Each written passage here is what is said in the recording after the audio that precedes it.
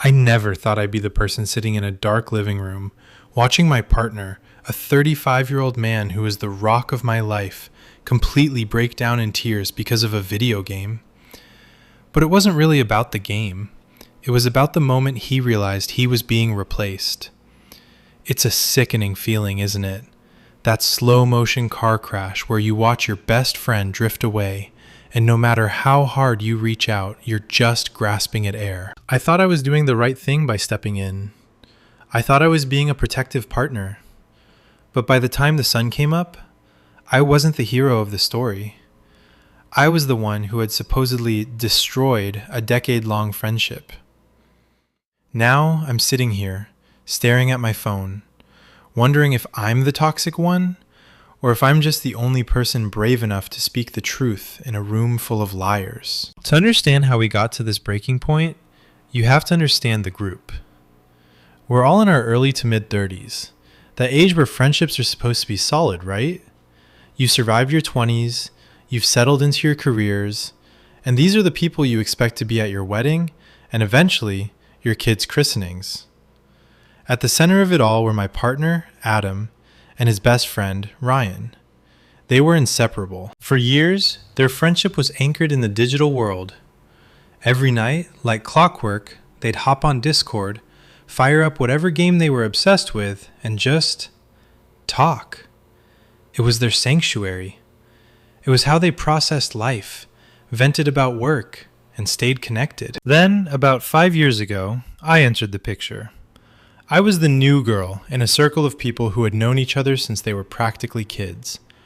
Ryan and Emma, Nick and Laura, they were the core. But they welcomed me, or at least I thought they did. For a long time, everything felt perfect. Emma and I became incredibly close, spending nights drinking wine and sharing secrets. We were a unit, a family. But then, the atmosphere started to shift.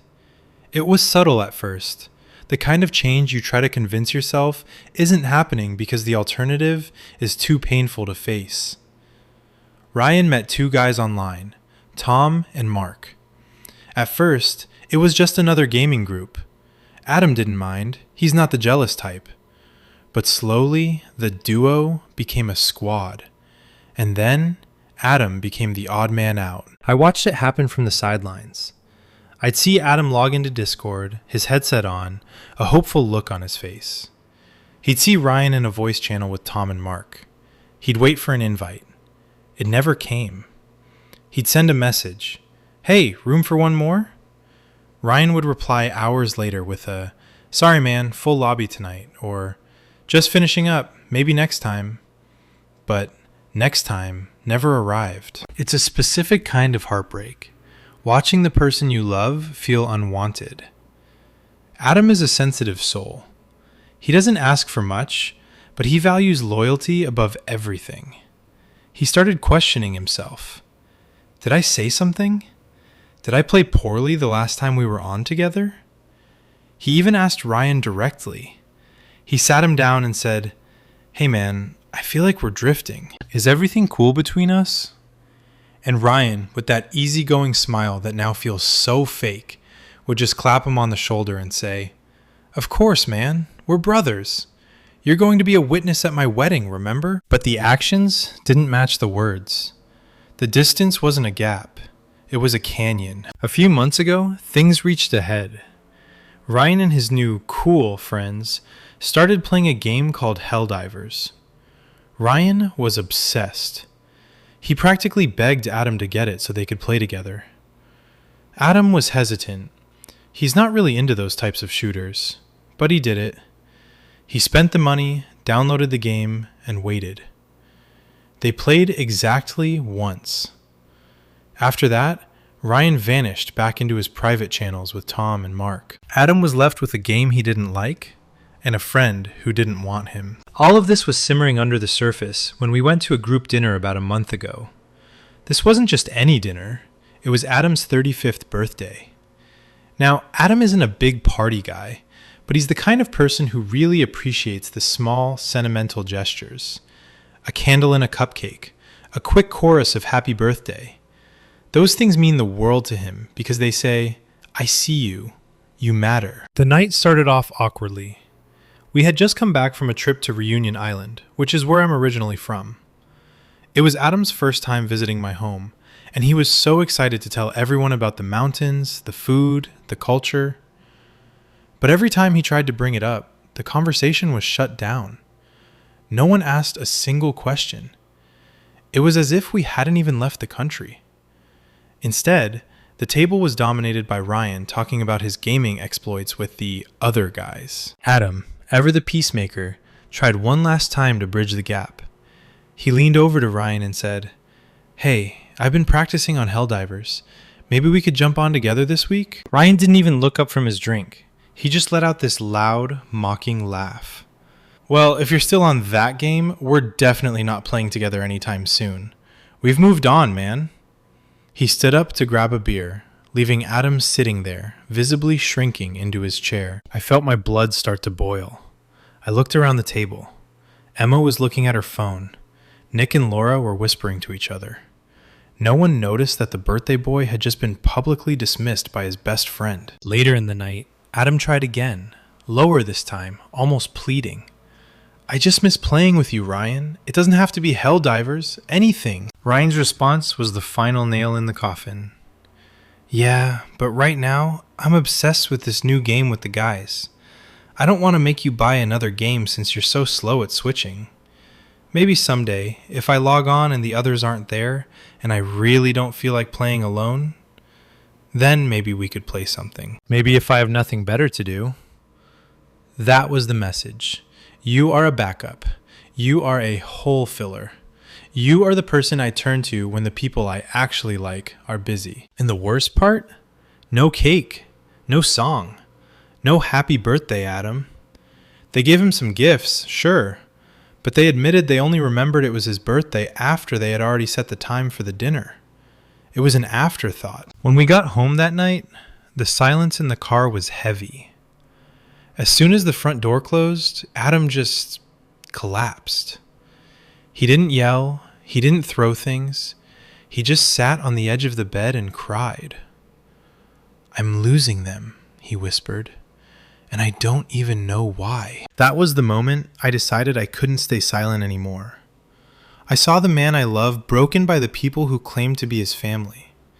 But I didn't realize that by opening my mouth, I was about to set our entire social circle on fire. The weight of seeing Adam cry that night was like a physical blow.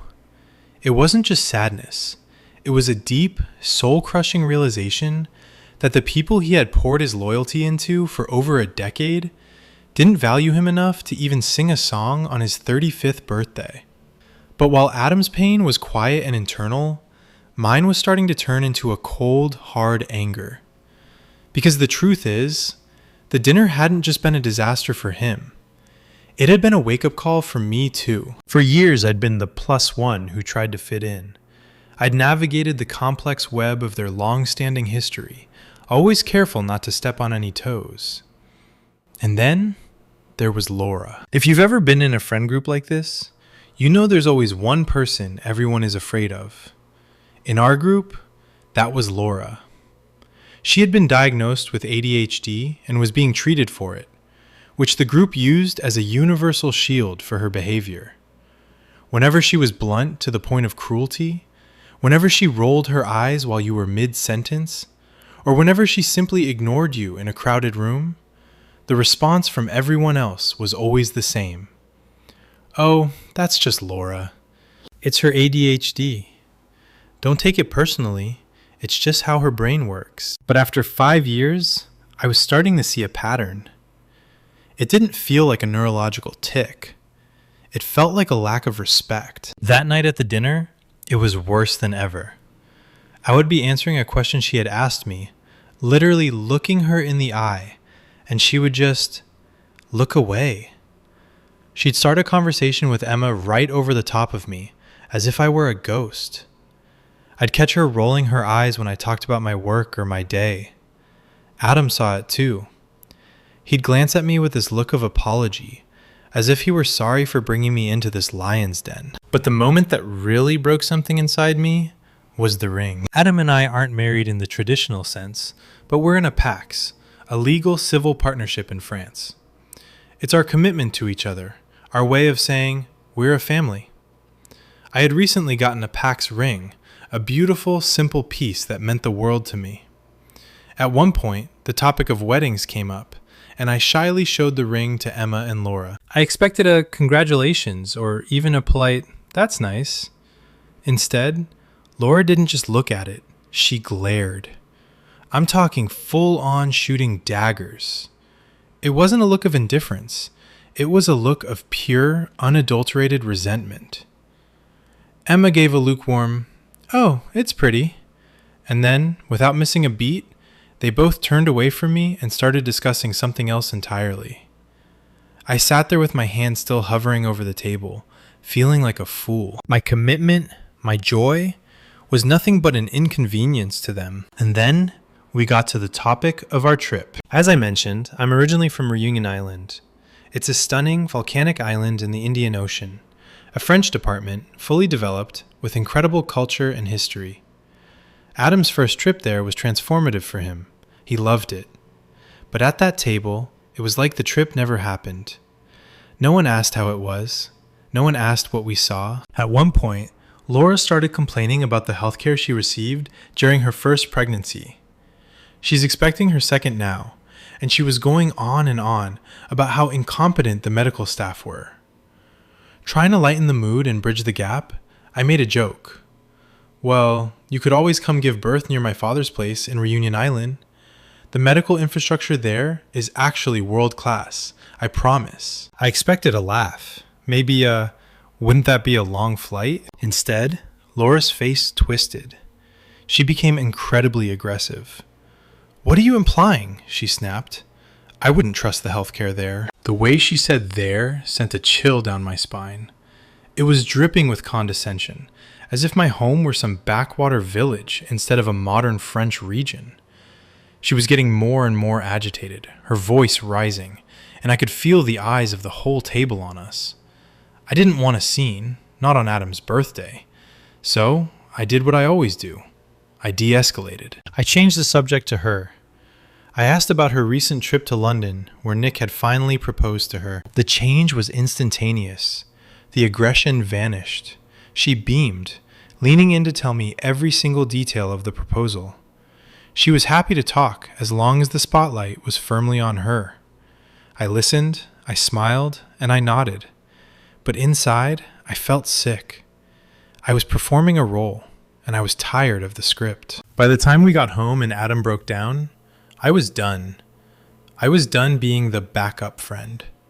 I was done being the person who listened but was never heard. The following Monday, a message popped up on my phone. It was from Emma. A completely normal, "how's your week starting?" kind of text. Under normal circumstances, I would have replied with a "fine, thanks, you?" But the image of Adam crying was still burned into my brain. I started typing. I wrote a long, blistering response. My fingers were flying across the screen, venting all the frustration of the last 5 years.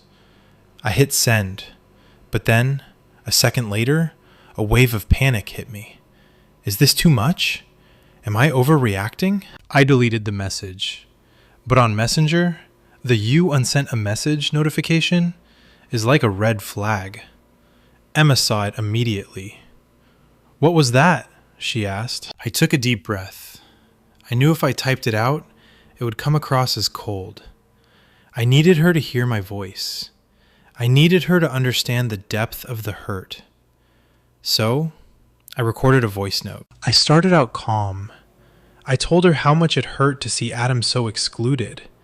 I told her about the Helldivers comment Ryan made and how dismissive it was. But as I kept talking, the calm started to slip. I thought about Ryan's comment about Adam being a backup if his other friends weren't around. In French, we have a term, bouche trou. It literally means hole filler. It's someone you use to plug a gap until something better comes along. "What are we to you guys?" I asked, my voice trembling with a mix of anger and tears. "Are we just your backup friends? Your bouche trou?" Because that's how Ryan treated Adam on his own birthday. And frankly, Emma, that's how I've been feeling too. Fuck you for making us feel like we're just placeholders in your life. The word fuck hung in the air. I immediately tried to reel it back in, ending the message by saying I just wanted us to be honest with each other, that I valued our friendship, but I couldn't ignore this anymore. But I didn't stop there. I decided it was time to address the elephant in the room, Laura. I sent Laura a short, very composed message. I didn't yell. I didn't use profanity. I simply said, Laura, I think we both know we aren't close. We have very different personalities, and it feels like we're forcing something that isn't there. Maybe it's better if we stop pretending to be friends. We can be polite and respectful in group settings, but let's stop trying to force one-on-one interactions. I thought I was being mature. I thought I was setting a healthy boundary. I was wrong. Laura exploded. She didn't just disagree. She went for the throat. She started attacking my parenting, bringing up a random moment from her son's baptism months ago where she claimed I wasn't watching my child closely enough. It was a complete non sequitur, a desperate attempt to find a weakness. The conversation spiraled. I stayed calm, which seemed to infuriate her even more. And then, she said the words that changed everything. You're not crazy, she typed. But you're right about one thing. You're not my friend, and you never were. The mask was off. The ADHD shield was gone. This wasn't a misunderstanding. It was the truth. And as I sat there staring at the screen, I realized that by speaking up for Adam and myself, I had pulled the pin on a grenade. Now the entire group is reeling. Emma is telling me I should have stayed out of it. She told me that when Ryan was depressed after a car accident, she never told anyone because he asked her not to. Her point was, you respect your partner's boundaries. You don't fight their battles. But is it fighting his battle? Or is it standing up for our life together? Tomorrow, the four of us, Ryan, Emma, Adam, and I, are meeting in a neutral place to talk. The group thinks I'm the villain. They think I took a small gaming dispute and turned it into a war. I'm starting to wonder, am I crazy? Did I overstep? Or am I just the only one who refuses to play the game anymore? Emma's words were like a slow-acting poison, seeping into my brain and making me question every instinct I had. She told me about the car accident Ryan had years ago, how he'd been stuck at home for 6 months, spiraling into a deep, dark depression. She watched him struggle, watched him break, but she never told anyone. She didn't call his friends, she didn't ask for help, because he told her not to. To her, that was the ultimate sign of respect. To her, that was what a good partner did. You should never have gotten involved, OP, she told me, her voice cold and certain. Even if Adam was hurting, it wasn't your place to speak for him. You took his pain and you turned it into a weapon. I sat in the silence of our living room after that conversation, the weight of her judgment pressing down on me. Was she right? Did I overstep? I looked at Adam, who was sitting on the sofa, scrolling through his phone with a hollow look in his eyes. He hadn't asked me to send those messages. He hadn't asked me to go to war for him. But then I thought about the dinner. I thought about the way Ryan laughed in his face. I thought about the way Laura rolled her eyes at my home, my heritage, my life. If I didn't say something, who would? If the code of this group was to watch the people you love get stepped on and just smile and pass the salt, then I didn't want any part of that code. Adam, to his credit, was my rock. When I told him what I'd done, the voice note to Emma, the message to Laura, he didn't get angry. He didn't tell me I'd ruined everything. He just sighed, a long, tired sound, and said, "They aren't used to this. No one in that group ever speaks the truth. We all just pretend everything is fine until it isn't. You're just the first person to actually say the words out loud." But knowing you're right doesn't make the isolation any easier. The fallout was immediate. The group chat, once a constant stream of memes and plans, went dead. It was a loud, ringing silence. I knew they were talking, just not with us. I could almost feel the digital whispers flying back and forth between their phones. "Can you believe what she said? Who does she think she is? Poor Adam, having to deal with her. And then came the night of the other party. A mutual friend was having a get-together. Most of the group was going. Ryan, Emma, Nick, Laura, and another couple. I couldn't go. I couldn't sit in a room with people who had just told me they were never my friends. But Adam missed them. He missed the version of them that existed before the distance, before the games, before the other guys. He wanted to see his other friends, the ones who weren't directly involved in this mess. Go, I told him. Don't stay home just because I'm the pariah. You need to see them. So I watched him get ready. I watched him put on a brave face, but I could see the tension in his shoulders. He was going into the lion's den alone. While he was gone, the house felt cavernous. I paced the floor, my mind racing. I kept looking at the message Laura had sent me. You're not my friend, and you never were. It was such a brutal, unnecessary thing to say. It felt like she'd been waiting years to deliver that blow, tucked away behind her ADHD shield, until she finally had an excuse to let it fly. I thought about the 5 years I'd spent trying to build a life with these people. The dinners I'd cooked, the gifts I'd bought, the times I'd listened to Laura complain about her pregnancy or her job. It was all a performance. I was an intruder who had finally been caught, and now the security guards were escorting me out. But then, my thoughts drifted back to Ryan. Ryan was the real catalyst. His abandonment of Adam was the spark that lit this entire fire. I thought about his "maybe someday" comment. It was so calculated, so dismissive. He was keeping Adam on a leash, just long enough to ensure he was there if the cool friends ever got bored, but short enough that he didn't have to actually put in any effort. It's a special kind of gaslighting when someone tells you, "We're brothers," while systematically deleting you from their life. I checked my phone. No text from Adam. I didn't want to be that partner, the one who checks in every 5 minutes, ruining his night with reminders of the drama. I wanted him to have a good time. I wanted him to remember why he loved these people in the first place. But a part of me was terrified. What were they saying to him? Were they turning him against me? Were they telling him that I was the problem? The crazy girlfriend who was blowing things out of proportion? That's the thing about long-term friend groups. They have a collective memory. They have a narrative. And once you challenge that narrative, you become the villain of the story. Around 11 p.m., I couldn't take it anymore. I sat out on the balcony, looking at the lights of the city. I felt so far away from home. I thought about Reunion Island, the warmth, the openness, the way people there actually talk to each other. Here, in this circle of friends, everything was coded. Everything was a game of social chess, where the goal was to never show your hand. When Adam finally came home, he looked exhausted. He didn't say much at first. He just sat down and stared at the wall. "How was it?" I asked softly. "Fine," he said, but his voice lacked any conviction. "Nick and I talked. It was okay. But the air was thick, you know? Everyone knew. Everyone was acting like nothing was wrong, but you could feel the tension every time Ryan or Laura walked into the room." He told me that Ryan didn't even look him in the eye for the first hour.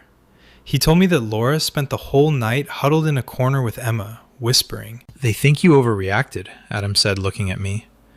"They think you took a guy thing, the gaming, and turned it into a personal attack on the whole group." I felt a surge of frustration.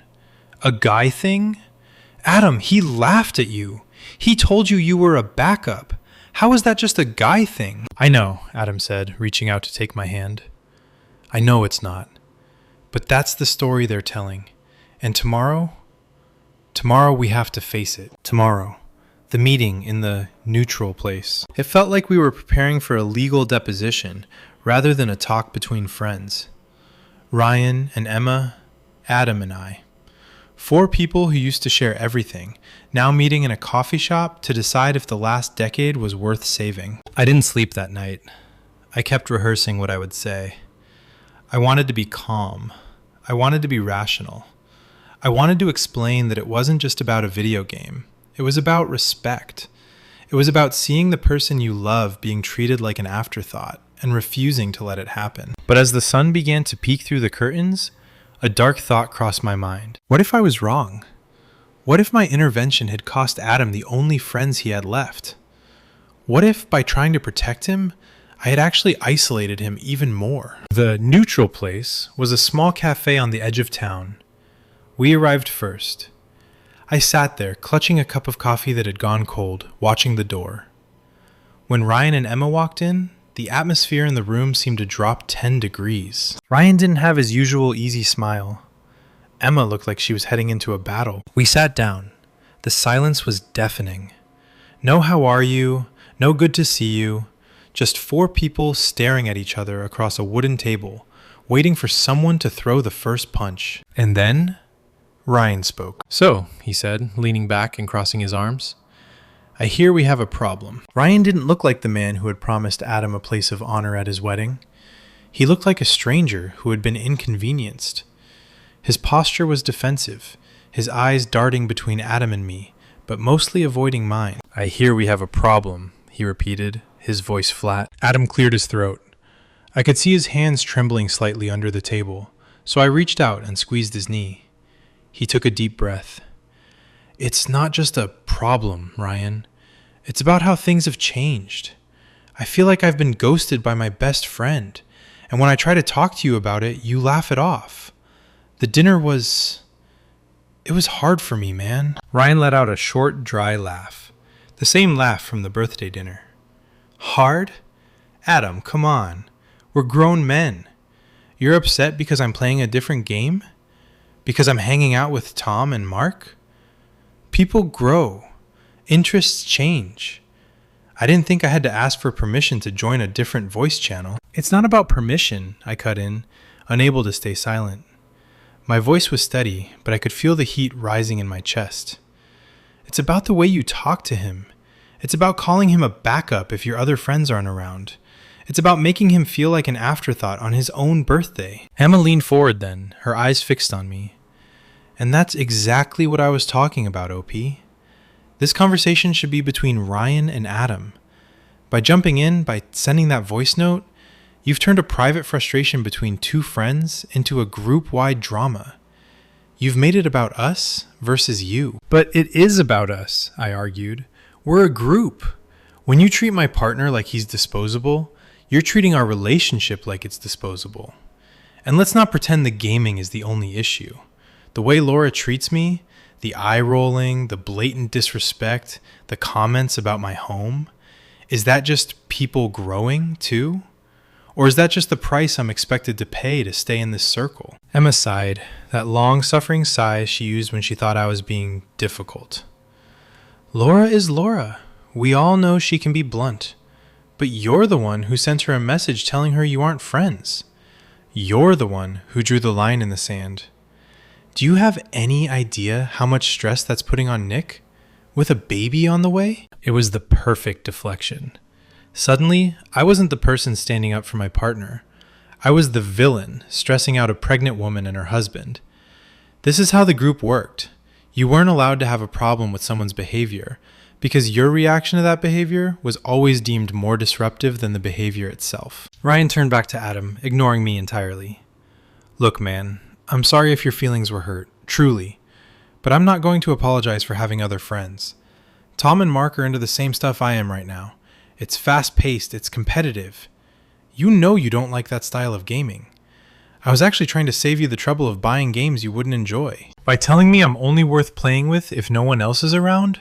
Adam asked. His voice was stronger now, tinged with a bitterness I'd never heard from him before. "Ryan, I bought Helldivers because you asked me to. I spent the money because I wanted to spend time with you. And then you mocked me for still playing it. You didn't save me any trouble. You just made me feel like an idiot for trying." Ryan shifted in his seat, his confidence wavering for the first time. "I was joking, Adam. It was a joke." "It wasn't funny," Adam said. "None of it was funny. Not the lack of a birthday song, not the way no one asked about our trip, And definitely not the way you've been freezing me out for months while pretending everything is totally fine to my face. The silence that followed was heavy. For a moment, I thought we might actually get somewhere. I thought Ryan might see the pain in his friend's eyes and realize that his new life had come at the cost of his old one. But then Emma spoke up again. Adam, Ryan has been under a lot of pressure too. Work has been crazy and he uses gaming to decompress. He shouldn't have to worry that if he doesn't invite you to every single session, he's going to get a 3-minute voice note from your girlfriend calling him a hole filler. Do you see how that makes it impossible for him to just be your friend? She was good. She was very good. She was framing my defense of Adam as the very thing that was destroying the friendship. She was making Adam the victim of my protection. I looked at Adam, terrified for a second that he would buy into it, that he would apologize for me, that he would retreat into the peace at all costs mentality that had governed this group for 15 years. Adam looked at Emma, then at Ryan. He took a slow sip of his coffee. OP didn't say anything I wasn't already thinking, Adam said quietly. She just had the courage to say it out loud.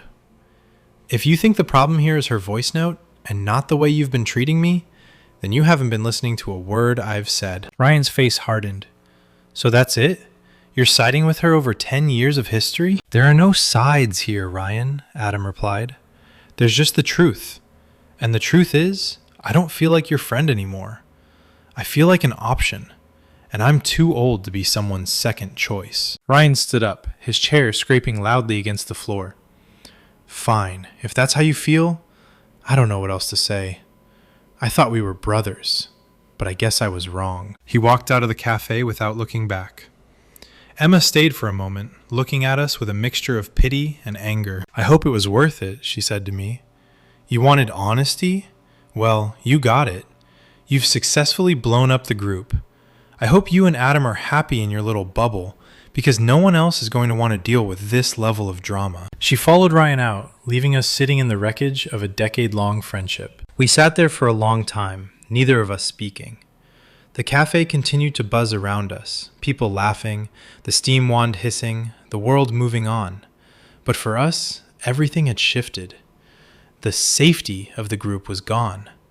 The security of those long-term bonds had evaporated, leaving us exposed. Did I ruin it? I whispered, the guilt finally crashing down on me. Adam, did I take it too far? Adam reached across the table and took both of my hands in his. His eyes were red, but he wasn't crying anymore. You didn't ruin anything, he said firmly. The bridge was already rotting, OP.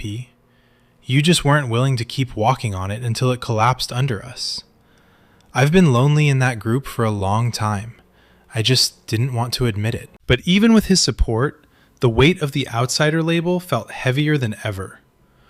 Over the next few days, the fallout continued to ripple through the rest of the circle. Nick called Adam, not to offer support, but to tell him how distraught Laura was.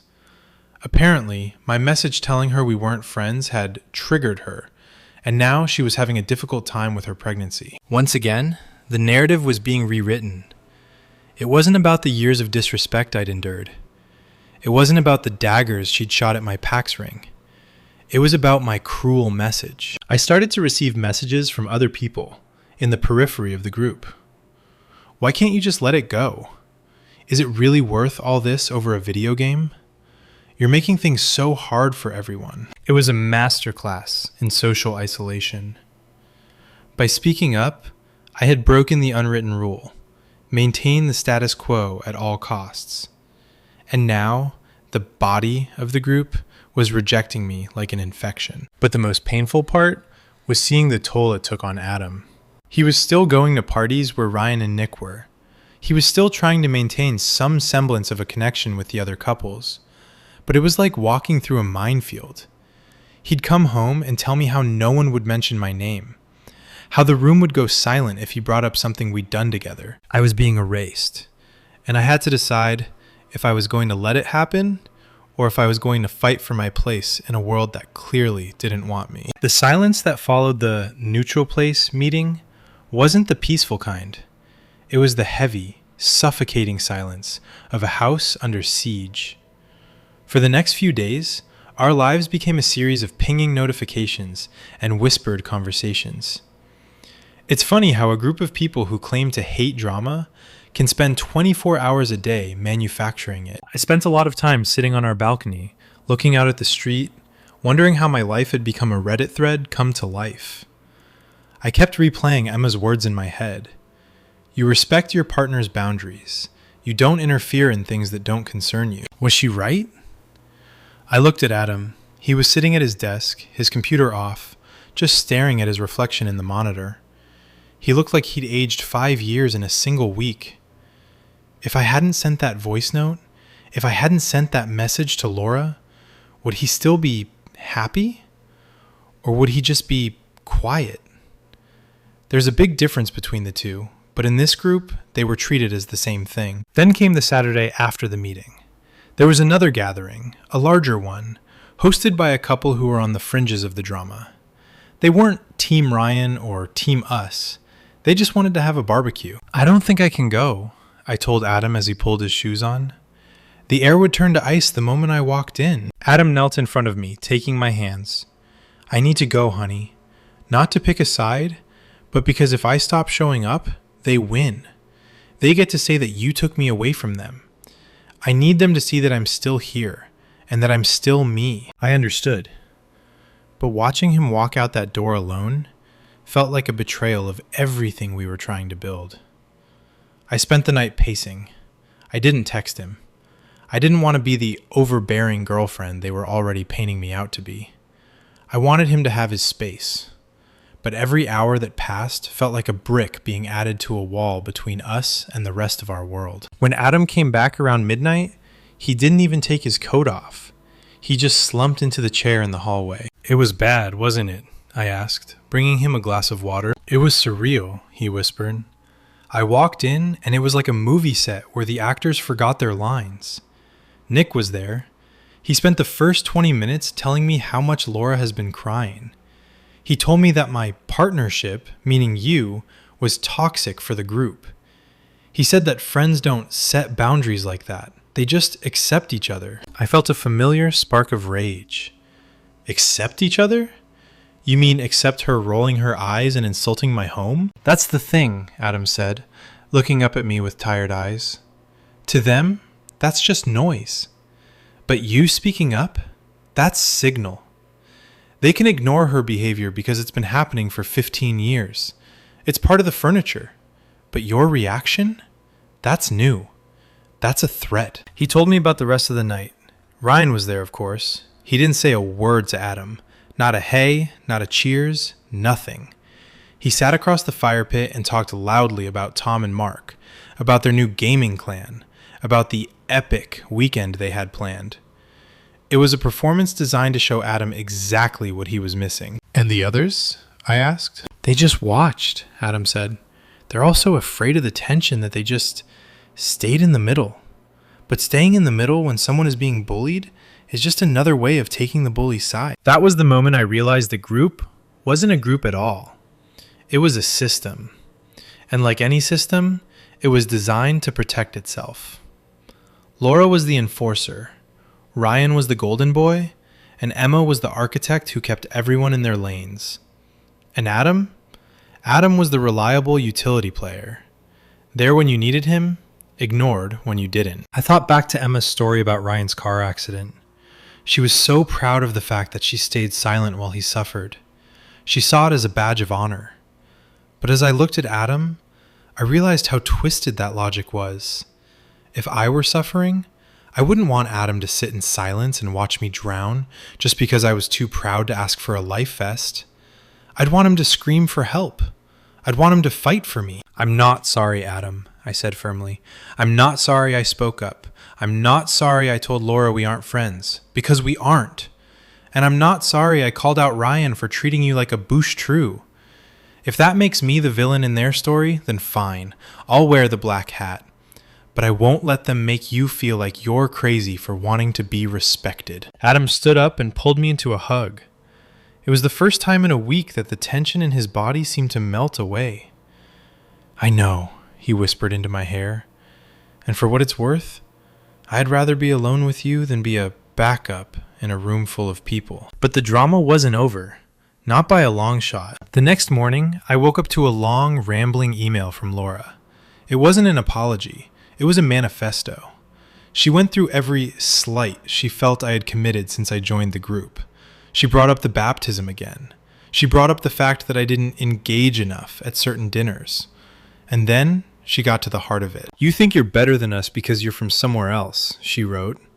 "You think your packs and your island make you special. But you're just a girl who moved into a group that was already full. We didn't need you. We just tolerated you for Adam's sake.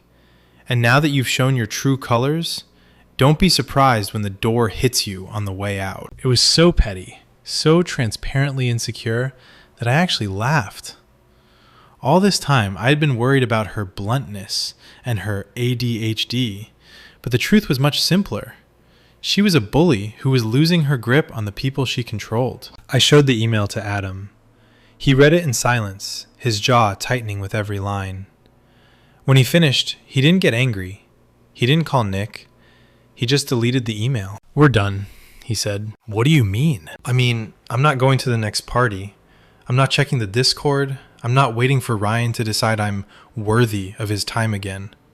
If this is who they are, if they can look at 5 years of friendship with you and 10 years with me and throw it away because you asked for basic respect, then they were never the people I thought they were." It felt like a victory, but a hollow one. Breaking up with a friend group is like a divorce, but without the legal paperwork. There are shared memories, shared photos, shared jokes that now have no home. But as we sat there, planning our own dinner for just the two of us, I realized something important.